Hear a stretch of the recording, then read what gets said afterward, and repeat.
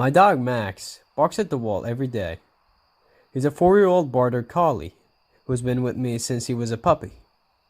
I adopted him after ending a long-term relationship, feeling lonely and in need some company in my now empty home.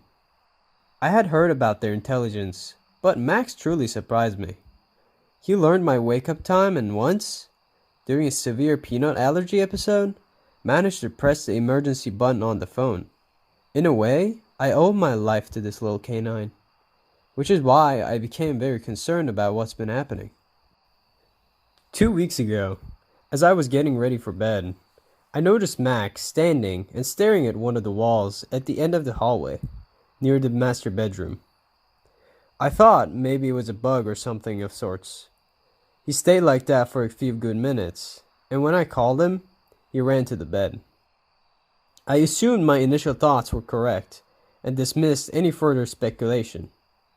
At least until the same time the next day, it was 10 p.m., and there was Max, ears perked up, looking at the wall. "Hey buddy, come here," I calmly said, patting the bed, calling him. However, this time, he started barking. It wasn't the excited bark when he sees something interesting or the bark at the passing stranger. It was something more primal, anxious, as if he was nervous about something behind the concrete layer. He stayed like that for about 2 hours until I finally managed to calm him down. This time, while petting his neck, I began to think about what it could be. The neighbor's house isn't attached to ours, and we live in a townhouse, so there are no other floors or apartments nearby. The next day, I decided to check the backyard, the outside of the wall he was barking at. Looking there, nothing seemed out of place, just a solid wall, with its coating and the gutter drainage pipe. Perhaps it was a rat in the pipe? I bought rat poison and placed it in the tubbing, making sure to keep Max away from it. However, the next 30 days, nothing changed. I asked some neighbors if they had been dealing with pests lately, but the answer was always no. I decided to take Max to the vet to ensure everything was okay. Maybe it was a health issue. When we arrived, the doctor said he was in perfect health. And indeed, outside of the specific hours and away from the wall, Max was just like any other dog. I insisted a bit, telling the vet about all of my failed guesses, and he suggested recording Max's barks to get a better understanding. Perhaps the intensity and the frequency of the barks could provide some clues. When I got home, a few minutes before the usual time, I set up the recorder to capture the sounds. I was exhausted from a string of sleepless nights.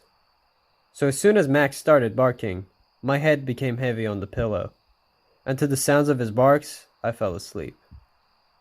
I woke up the next day, Max licking my hand, which hung off the bed.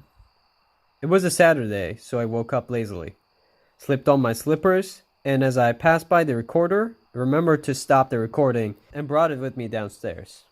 While frying eggs, I played the audio. Nothing out of the ordinary, just Max barking, and it continued for about 10 minutes perhaps.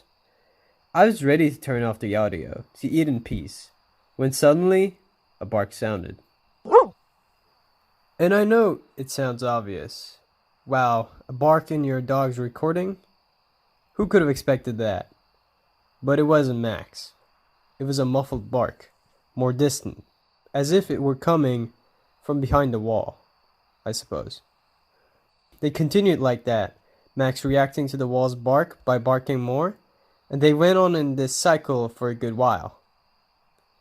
I asked Mr. Charles, my neighbor at the back, if he had heard any barking or if anyone in the neighbor had recently adopted a dog. He denied it, saying he only heard Max, and I should check if there was anything wrong with my dog. I decided to stay awake that night and listen to this bark for myself. Precisely as Max started barking, those barks began. It was as if they were indeed right behind the wall, even though we were on the second floor. After a few minutes of this, I pounded on the wall with my fist. "Hey, enough already!" The bark turned into a low growl. "Go home, boy." I knocked again. The sound ceased completely. waited a bit, and indeed, it didn't return. I called Max, and we lay down to sleep. However, I woke up in the middle of the night, startled by a loud noise coming from behind the door. Max, by my side, though still lying down, was alert, pointing his nose towards the noise. I cautiously removed the blanket from my body, and on tippy toes I went to investigate. Looking through the keyhole, I saw there was nothing. I opened the door cautiously. The empty hallway stared back at me. Suddenly, again, the noise on the wall, a thud. But the worst part was what followed. It was a strange sound, like a bird perhaps, a parrot when it mimics speech, but with the voice of a larger animal, something with a raspy throat. It began to mumble unintelligibly until I realized. "Hey, enough!" It banged again. I froze. "Go home, boy!" The syllables elongated, as if it didn't know when to stop. I didn't know what to do. Max started barking, and the thing continued in return. I called the police in a panic, saying someone was outside, banging on my wall, accompanied by an animal. They arrived in about half an hour, and I spent the whole time locked in my room, under the covers with Max by my side, protecting the door. When they entered, I went out immediately, standing outside while a pair of officers went inside, and another circled the outside. As expected, they found nothing. I was already inside the house and began apologizing for the call. "No problem," the officer said. "We'll patrol the area. There might be someone around here, but this house," he banged on the wall, "is completely..." He stopped. Banged again. "Have you done any recent renovations, sir?" I shook my head. "This wall, is it usually where the sound comes from?" I nodded. "If you'd allow me, sir." He took a small device and made a hole in the wall, expanding it a bit more, up to about 10 meters. He called me over to see, pointing to the inside of the wall, entirely hollow. The sound wasn't behind the wall, it was inside it. He started searching with the flashlight through the opening. "It's a real mess. Almost this entire..."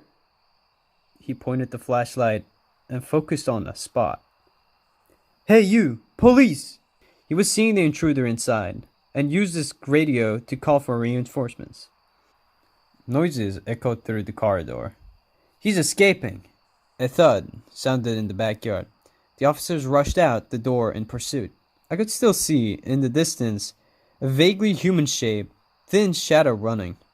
The officer who was at the back, and the one who saw the creature ran after it, while the others stayed with me at home. After an hour, they returned, saying the suspect had escaped, and he seemed genuinely sick.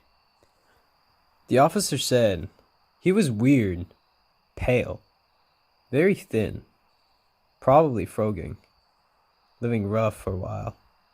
We'll keep an eye out now. They bid farewell, saying they would be on standby in the neighbor in case the strange intruder decided to return. Everything had been left behind until today, during the night when I was falling asleep and my front doorbell rang.